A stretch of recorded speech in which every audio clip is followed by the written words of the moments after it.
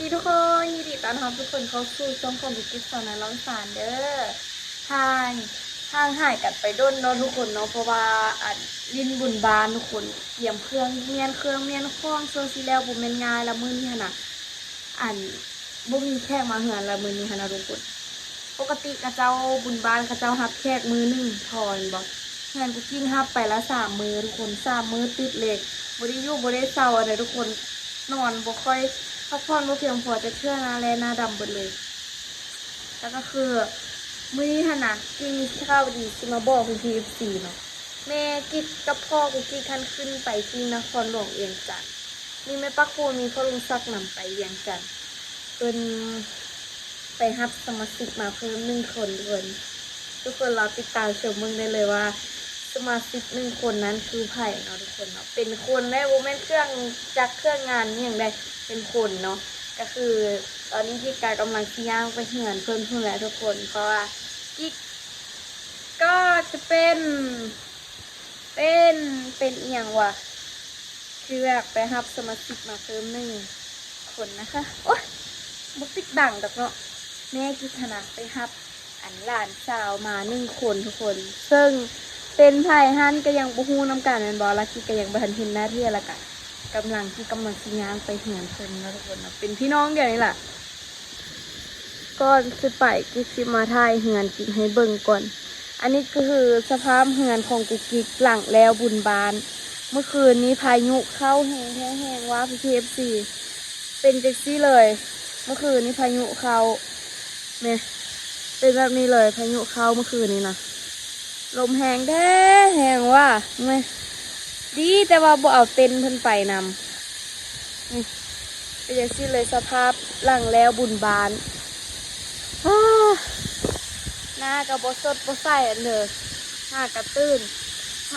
ซะเฮ็ดเวียงเหือนเวียงซานไปหากันแล้วโอ้คิดเอาขนมไปนั่งกินข้าวเพิ่นประชาชนมาก็คือแม่ที่ขึ้นไปเลี้ยงเนาะเนื่องจากว่าเพิ่นคลอดลูกลาพากันไปหับเพิ่นอยู่ที่นครหลวงเวียงจันทน์เพราะว่าเพิ่นหันบ่สามารถเกิดโดยธรรมชาติได้เนาะเลยต้องใช้แรงงานหมอก็คือต้องผ่าออกแล้วก็เลยว่าอยู่ลองซานนี้บ่มีบ่อนที่ผ่าตัดเอาลูกออกมาหั่นเกิดบ่ได้หั่นน่ะแล้วก็เลยต้องได้ขึ้นไปเลี้ยงนะแล้วก็เลยเพิ่นก็พากันไปละไปตั้งแต่ตอน6 โมงเช้าตอนนี้กินทันล้างถ้วย2-3หากันแล้วก็แต่งกินให้แม่ตู้กินละกะอันเมียนเครื่องเมียนของอยู่เหือนนี่แหละทุกคนแล้ววันนี้ก็แล้วเวียกอาบน้ำเฮี่ยงแล้วก็ย่างไปงานเพิ่นคือแหละประมาณสักน้อยนี่เพิ่นก็นะสิฮอดล่ะบ้านกิ๊กเงียบอะไรแบบนี้นะเพราะว่าแล้วงานละแล้วก็คือเสียงจักรจั่นแหงขนาดเลยคนหัวไปกันนี่ตอนนี้กิ๊กมาฮ้อนเห็นแม่เอ๋ละแต่ว่าคนอยู่ใช่แล้วเมื่อกี้มีเสียงคนมีจะคนอยู่นี่มีแต่แม่น้อยผู้เดียวเฮ็ดเวียกข้าวเพิ่นนี่น่ะถ้ากะเอ็ดเวียกแต่กินให้ไปตู้หักกันแล้วเพิ่นออกมาแล้วอ่ะอันนี้ว่าเตียงนางกำเพิ่นน่ะเตียงนางกำเดี๋ยวทาเพิ่นมาจักหน่อยทุกคนเสียงกะแหบเลยเป็นยังไงแปะเลยมีเหือนกุ๊กกิ๊กอยู่พูนอันนี้มันเหือนที่เหือนแม่แอ๋เนาะแม่แอ๋คลอดลูกเนาะอ้าวประเด็นว่าความลับประชันสุดท้ายกับเอิญโป่งเด้ว่ามาเต้นแต่ละเหือนเป็นอย่างซีบุดเลยพายุเขาเมื่อคืนนี้พูดกันนะเงินเด็กอะอันนั้นปืดบุดเลยทุกคนเต้นปืดบุดเลยดีแต่มันบุบปิวแห้งแค่แห้งว่าฝรั่งเมื่อคืนนี้นะไปเดี๋ยวน้องเมียนเหือนกันป้ากิ่งมาทาอยู่นี่แต่สวยแต่เศร้าคุณทุกคนมาอยู่นี่ตั้งแต่ตอน11 โมงว่ะโมเมนต์10 โมง9 โมง10 โมงนี่แหละลาอันนี้เป็นเวลา4 โมงแรงละลาพื้นฮอนละอยากนอนนี่เว้ยนอนท่ากระตื้นว้าวยังเพื่อนน้อยสักคนจะเต็มรถเดินทางมึงเด้อ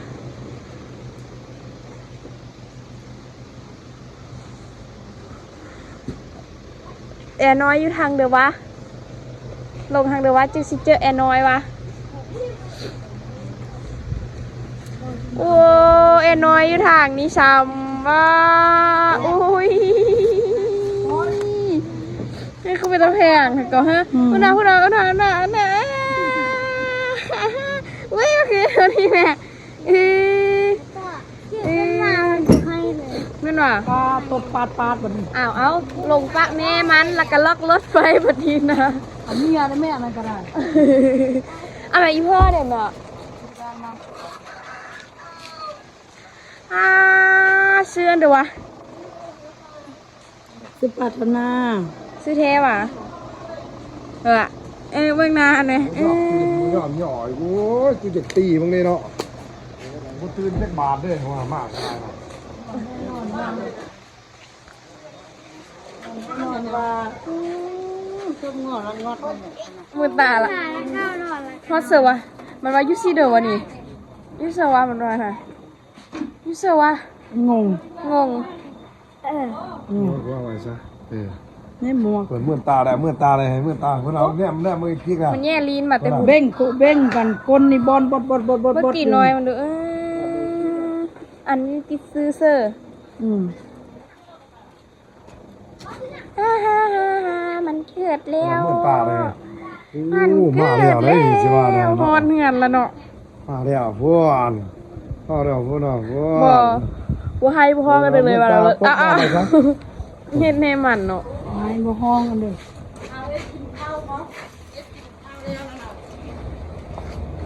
ไปฮอดเงินแล้ว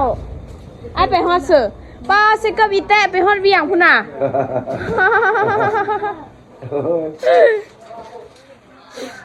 มันคือโหดแต่ว่ายังบ่มีไทยมีเมืองนี่เนาะนักเลงคณะเส้นอีแตะไปฮอดเลยเนาะอันนี้ก็ไปเวียงมาบุ้มเมื่อยป่ะนั่งรถสตูไปเนาะจิ้วไปเลยบ่ตอนไปนี่นะจิ้วไปคารถขาจะเป็นชั่วโม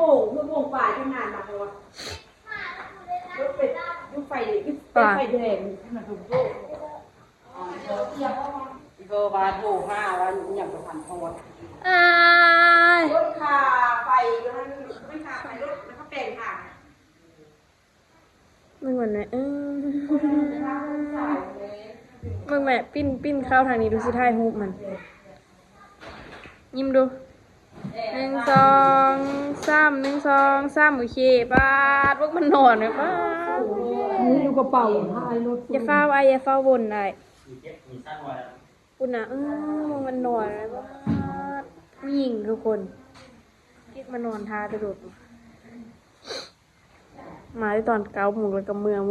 แป๊บนึงแล้วก็มาเมื่อมันนอนไหมปวดโมดเพราะมันนอนจับไม่แอเลยมันเอาเกอร์นี่ซวยไม่แอเนาะสายเหตุอาปากจมไอ้น้อยเดี๋ยวไม่รู้อาปากเอาลงปอกแล้วเปลี่ยนทางเสื้อมือน้อยลงนอนอาปากเปลี่ยนฟ้าที่อายก็คือนอนอาปากเสื้อเอาเสื้อเอาใช่ป่ะน้อยนอนมันคือเพื่อไหมอ่ะงามลูกเกินพ่อเกินแม่มันเนาะมันคือพ่อมันคือแม่มันเลยเนาะลูกใครวะบึงเงี้ยมันออกเงี้ยมันคือออกไล่นะมันเอ็ดเดี๋ยวกินมันปิ้งปลาปิ้งซีนถาก็ไปเชื่อมาเอาอยู่เสือเอาหม้อเด้อ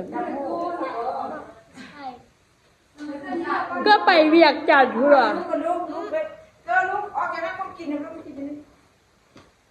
ก็ไปฮอดเวียงจันทร์คุณวะ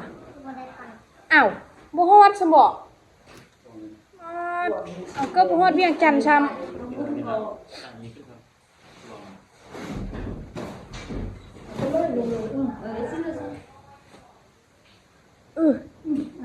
ให้เกิดลูกวันนี้ฮะให้เป็นผู้เกิดมันวันเนาะพอมันลงรถมาไม่อิดนายแฮะผ่านทางน้องนอนแนวนี้แหละบางครั้งมันนอนเลยบ่ให้บ่เอวอันเดินเนาะ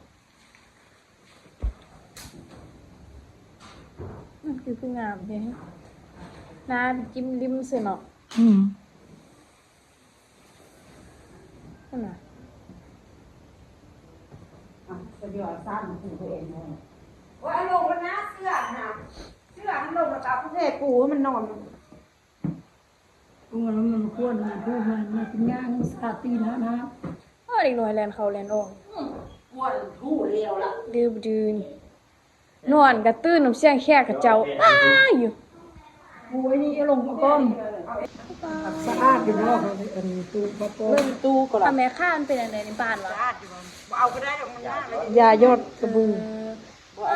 มึงมันตื้นหน่อยเลย เอาผ้าห่มนี่เยอะเลย ยูเซ่วะยูเซ่วะอะไรยูเซ่วะนี่ โซน ยูเซ่วะ เอาม้วนให้เย่ให้ถ้ามันนอนพักผ่อน มันคือเป็นตาสั่งแล้วนี่วะ เอาม้วนให้เย่ให้นอนพักผ่อน มันจะเป็นตาสั่งแล้วนี่วะปิ้นแก้ววันที่27ตัวเกินที่27ไม่แอววันที่28ไม่แอวเงินเดือนเนี่ยมันทอดเหื่อเดือนลงเด็กน้อยจากมือว่ะอันนี้มือที่30เนาะป่ะเนาะนั่นบ่มี30เนาะเด็กน้อย3มือทุกคนเด็กน้อย3มือนะปลุกมันไว้เด้หนาว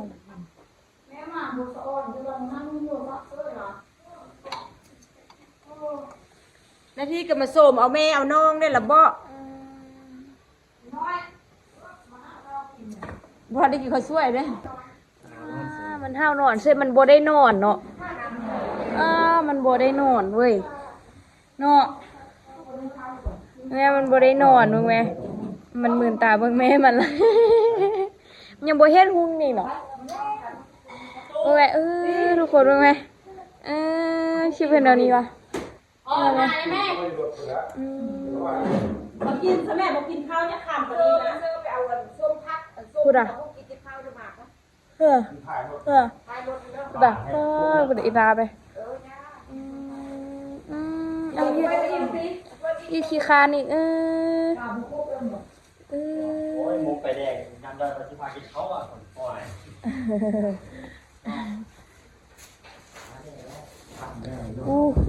เฮ็ดป้าไหมมาเฮ็ดป้าไหมไหมมันคือเป็นแบบนี้เลยเบิ่งไหมเบิ่งนานไหมเบิ่งนาน เวลาไปกินข้าวมันเต็มคนนะข้าวไปข้าวมันเต็มแม่ วันนี้นานเปิดไฟลูก นี่ปลาด้วยกันเหรอ ฮอได้หักกับฮอกินข้าวนี่ดิจ้ากินข้าวอันนี้นะ ทานที่กินเขาได้บัดนี้อยู่ในทาเด้อ ทีนี่เนาะวันนี้เนาะทีอันนั้นทีนะวันนี้ เอาน้ำไฟดูสมพัก เพิ่นกินเขาได้บัดนี้แม่เฮาแกงนอกเฮามานำ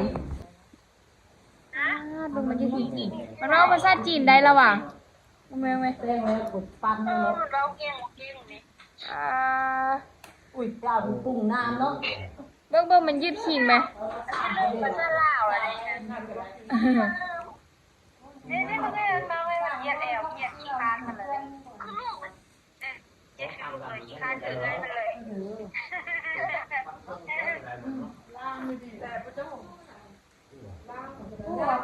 ม่เหมือนไหม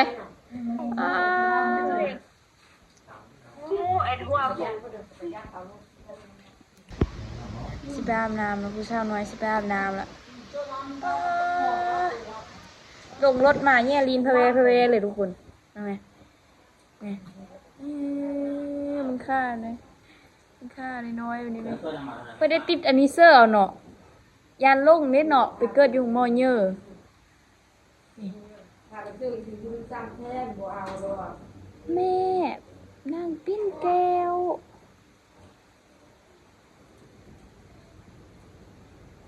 ผู้หญิงผู้หญิงบอกจะเป็นผู้หญิงบอกไอโต้บ่มีคู่ขี้ดื้อสำเนาะเป็นผู้หญิงสำเนาะ มันจะสิพามันเก็บก้อนไหนก่อนน่ะ เนาะ เขาจะบอกเขาเอาอันนั้นมายายทายหดบอกว่ายายท่าผลบอก จ้างที่5ผมจ้างก็ที่5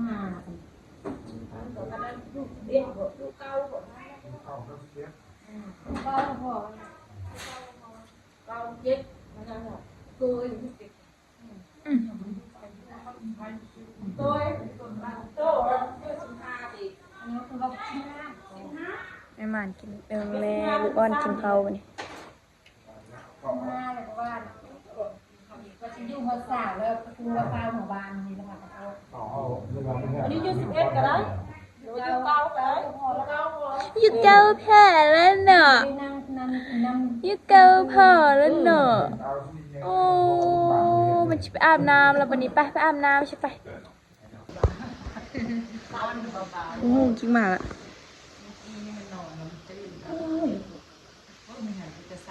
บ้าถูกได้จุกลูก3 โลสี่อ๋อถูกจำนวน5 โลนี่มิลเดียวนึง3 โลคูณก็อื่นแต่พูดเองนะมัน20 ปลายอย่างซี่แล้วก็ว่าเป็นตั้งส้มมันมันนั้นไม่ได้ขึ้นตั้งทางยีน้ำอีนี่ เนี่ยตัวกินอะไรกินได้เยอะมันตัวกินได้หมดแล้วนี่ตัวยางไปบ่ได้เราคงดูกำลัง งานใด ว่ามันงานอะไร อยู่นี่สอนอยู่นี่คำโปกาครับยังอายุอื่นนะ มันก็เกินแล้วก็อันตั้งโซ่ให้ ไม่แน่หรอกกันสู้มันจะบอนั่นนะไปเพิ่งไปขวดสร้างงานเพิ่งกับว่าปกติดูนี่คือดี อันแท้มันบ่อยากเถอะบ่อยากอันนั้นครับบ่อยากจะทำที่ซอกนะเนี่ยเดินกับซื้อนั่นซื้อห้องเป็นอย่างครับอันนี้เก๋เลยดูไป ถ้าอันดุนแล้วจังเขานี้คันว่าไปเกิดคันซึ่งว่าสิท่าเกิดมันกับย่านเกิดบ่ได้มันยากความเราเมื่อว่าเขาแก้ตูได้แล้วป้ามันรู้ก็มันฮุบแล้วนะ มันบ่ค่อย มันเปิดนะได้บอกว่ามีเกิดลูกหัวเศร้าสินะแล้วมันเปิดมันจะกินแข้งเลยมันสิไปกวดอะไรมันลูกสตาร์ทเจอเลยด้วยจะผ้าเอาแต่ว่าอะไรได้ทำผ้าเกิดจะเกิดได้ก็คือไม่ว่าเนี่ยจะออกได้ก็ได้ ซอยไปคุณมากับผ้าเจ็บมันเป็นผ้าเรื่องอื่นได้ยุ่ง คือได้กันที่ ได้กับล้น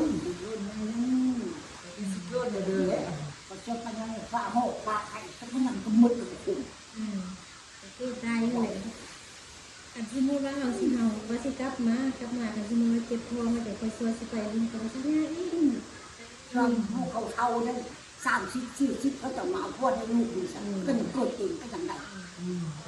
ก็นั่นเลย ในโม่นี่ก็ กับพูด ย่างมันเป็นก้อนเลย นอนสบายเลย แค่แม่มันหาไปที่สักอย่างช่องดูเนาะเป็นนอนคิดอย่างที่ต้นอย่างที่แต่แม่มันไรหานี่เนาะ ลุงอยู่คน ดีเลยเล่ามาไปเฝ้าวันสัญญาณก็พอเป็นข้าวโทรกินสักอย่าง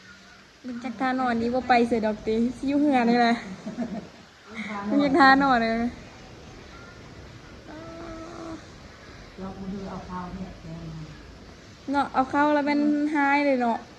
เอาออก เนี่ยเดี๋ยวสักเอ็กข้าวละให้ข้าวละตื้นก็นอน แม่ง คนแก่แล้ว ยกขี้แฮ ส บ่ บายเลยสิว่าเลยแก่มันสบายเด้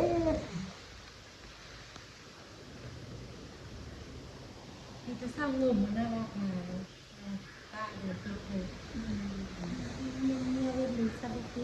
ไม่เก่ง แต่ว่าหน้าตาเอกดีว่าเป็นดีเอาไปเป็นสินั่นก็เดี๋ยวมาจำเป็นมีบริเอสเป็นกระเด็น มีทุกคนตอนนี้ไปเบิ้งแอนนอนมาแล้วก็กระสิกลับเพื่อนเราไปนั่งท้าแต่ตอน9 โมงจนฮอด3 โมงหลับนิดนึงลาบันนี้ก็มาฮ้อนเหือนแล้วบัดนี้อีกกะซีเมืองเหือนเราไปเจอกันคลิปหน้าเลยทุกคนเดี๋ยวคลิปนี้น้องไปก่อนเด้อบ๊ายบาย